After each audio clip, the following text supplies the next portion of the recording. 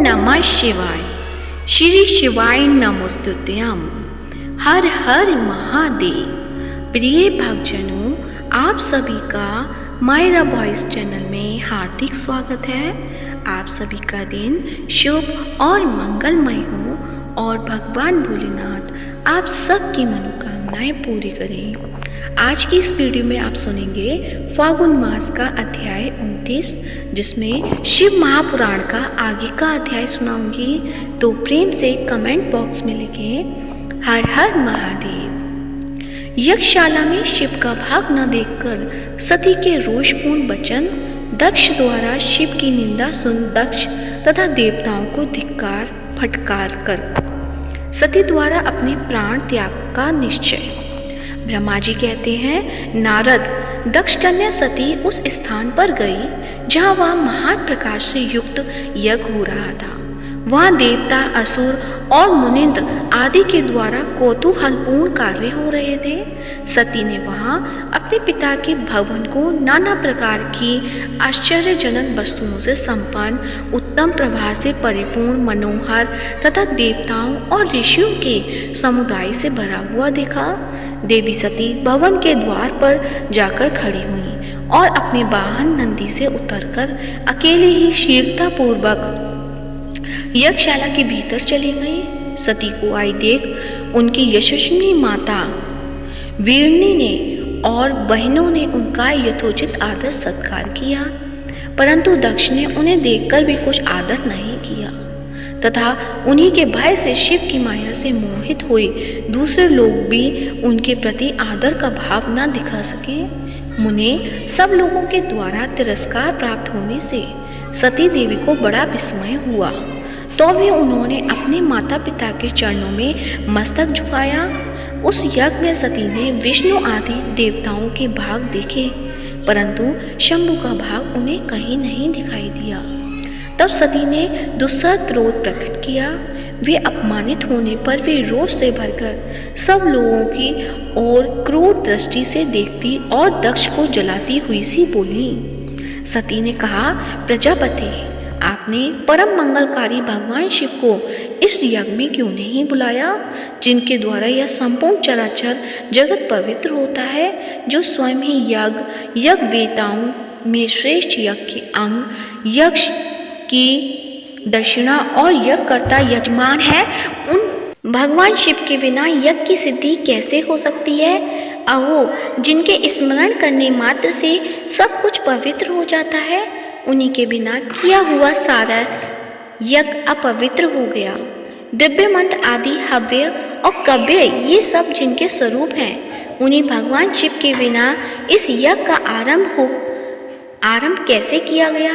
क्या आपने भगवान शिव को सामान्य देवता समझकर उनका आदर किया है या अनादर किया है? आज आपकी बुद्धि भ्रष्ट हो गई है, इसलिए आप पिता होकर भी मुझे अधम उच्च रहे हैं।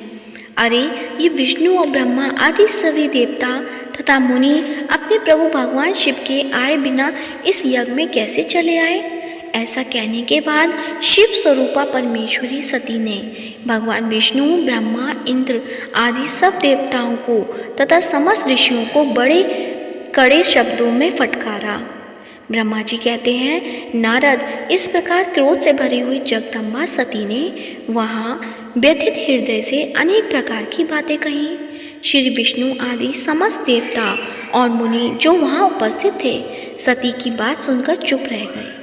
अपनी पुत्री के वैसे वचन सुनकर कुपित हुए दक्ष ने सती को और क्रूर दृष्टि से देखा और इस प्रकार कहा। दक्ष बोले, भद्रे, तुम्हारे बहुत कहने से क्या लाभ? इस समय यहाँ तुम्हारा कोई काम नहीं है। तुम जाओ या ठहरो, यह कोई तुम्हारी इच्छा पर निर्भर है। तुम यहाँ आई ही क्यों? समस्त विद्वान जानते हैं कि तुम्हारे पति शिव अमंगल रूप हैं। वे कुलीन भी नहीं हैं, वेद से बहिष्कृत है और भूतों, प्रेतों तथा पिशाचों के स्वामी हैं। वे बहुत ही कुवेश धारण किए रहते हैं, इसलिए रुद्र को इस यज्ञ के लिए नहीं बुलाया गया है। बेटी, मैं रुद्र को अच्छी तरह जानता हूँ, अतः जानबूझकर ही मैंने देवर्षियों की सभा में उनको आमंत्रित नहीं किया है। रुद्र को शास्त्र के अर्थ का ज्ञान नहीं है, वे उदंग और दुरात्मा हैं। मुझ मूढ़ पापी ने ब्रह्मा जी के कहने से उनके साथ तुम्हारा विवाह कर दिया था। अतः सुचिष्ट में तुम क्रोध छोड़कर शांत हो जाओ। इस यज्ञ में तुम आ गई हो तो स्वयं अपना भाग ग्रहण करो।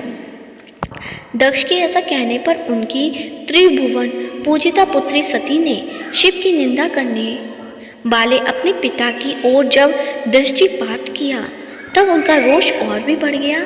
वे मन ही मन सोचने लगी कि अब मैं शंकर जी के पास कैसे जाऊंगी। यदि शंकर जी के दर्शन की इच्छा से वहां गई और उन्होंने यहाँ का समाचार पूछा तो मैं उन्हें क्या उत्तर दूंगी। तदंतर तीनों लोगों की जननी सती रोषावेश से युक्त हो और लंबी सांसें खींचती हुई अपने दुष्ट हृदय पिता दक्ष से बोली, जो महादेव जी की निंदा करता है अथवा जो उनकी होती हुई निंदा को सुनता है, वे दोनों तब तक नरक में पड़े रहते हैं जब तक चंद्रमा और सूर्य विद्यमान हैं। अतः तात मैं अपने इस शरीर को त्याग दूंगी, जलती आग में प्रवेश कर जाऊंगी। अपने स्वामी का अनादर सुनकर अब मुझे अपने इस जीवन की रक्षा से क्या प्रयोजन। यदि कोई समर्थ हो तो वह स्वयं विशेष यत्न करके शंभु की निंदा करने वाले को, पुरुष की जीभ को बलपूर्वक काट डाले, तभी वह शिव निंदा श्रवण के पाप से शुद्ध हो सकता है, इसमें संशय नहीं है। यदि कुछ कर सकने में असमर्थ हो तो बुद्धिमान पुरुष को चाहिए कि वह दोनों कान बंद करके वहाँ से निकल जाए, इससे वह शुद्ध रहता है, दोष का भागी नहीं होता, ऐसा श्रेष्ठ विद्वान कहते हैं। इस प्रकार धर्म नीति बताने पर सती को अपने आने के कारण बड़ा पश्चाताप हुआ। उन्होंने व्यथित चित्त से भगवान शंकर के वचन का स्मरण किया। पति सती अत्यंत कुपित हो दक्ष से उन विष्णु आदि समस्त देवताओं तथा मुनियों से भी निडर होकर बोली। तो प्रेम से बोलिए, भगवान शंकर की जय हो। ओम नमः शिवाय। अब आप सुनेंगे श्री शिव चालीसा। श्री गणेश गिरजा सुवन मंगल मूल सुजान, कहत अयोध्या दास तुम देहु अभय वरदान। जय गिरिजापति दीन दयाला, सदा करत संतन प्रतिपाला। भाल चंद्रमा सोहत नीके, कानन कुंडल नाग फनी के। अंग गौर शिर गंग बहाए, मुंड माल तन चार लगाए।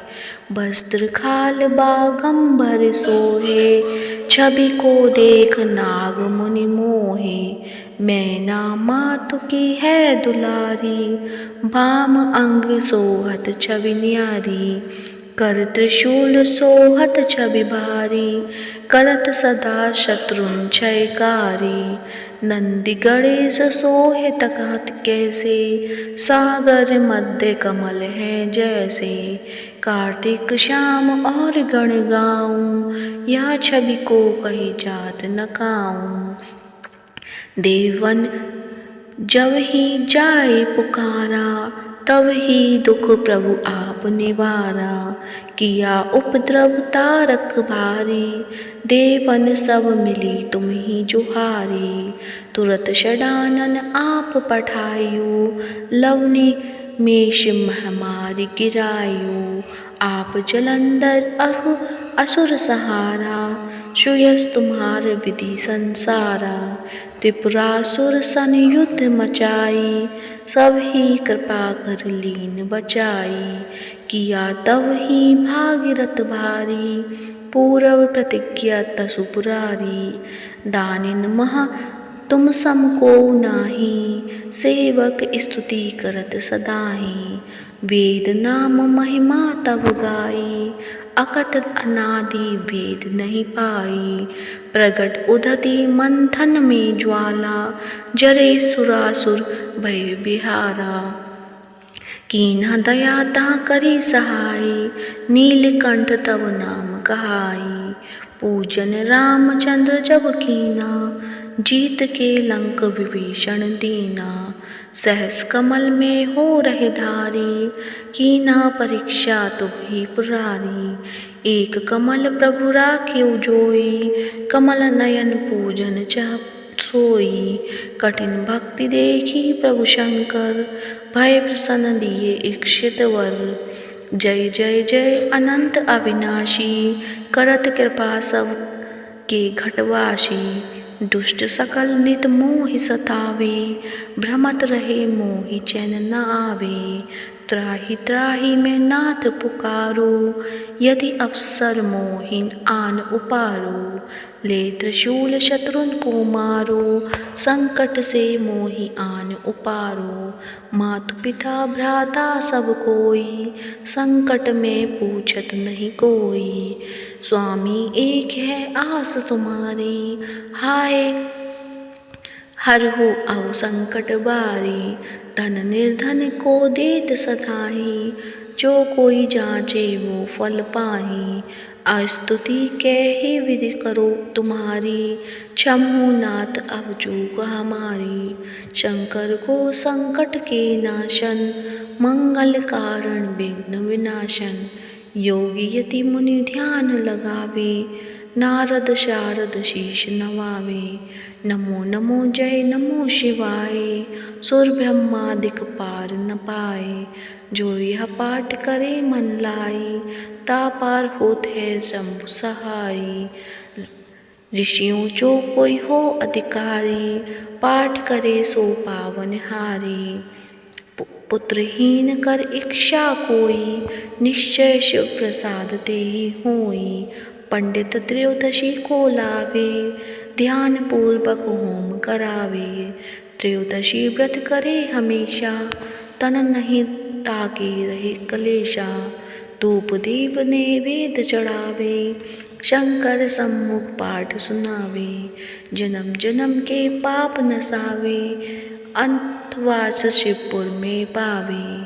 कहे अयोध्या आस तुम्हारी, जानी सकल दुख हरु हमारी। नित्य नेम कर प्रात ही, पाठ करो चालीसा।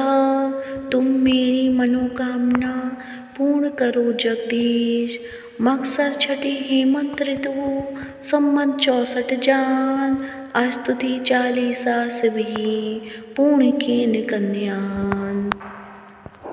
प्रेम से बोलिए भगवान शिव की जय हो। हर हर महादेव। यदि आज का वीडियो पसंद आया है तो वीडियो को लाइक करें, शेयर करें, चैनल को सब्सक्राइब करें। धन्यवाद। हर हर महादेव।